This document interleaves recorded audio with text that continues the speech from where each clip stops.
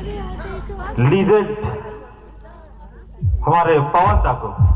तो मैं चाहूंगा एक बार जोरदार ताली से स्वागत हो पवन दा का।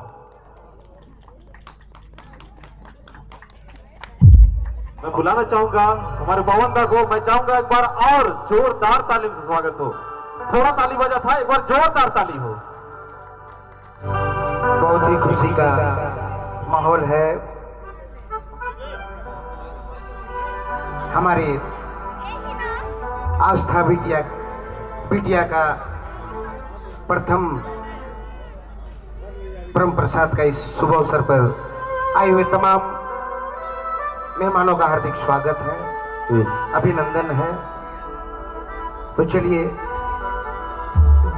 आज इस कार्यक्रम को हम सभी मिलकर सफल बनाते हैं और ईश्वर से यही कामना करते हैं कि बिटिया को सदा खुश रखें प्रभु यीशु, उनकी हर मनोकामना पूर्ण हो, उनकी जीवन सुखमय हो। इसी कामना के साथ प्यारा से यीशु भजन।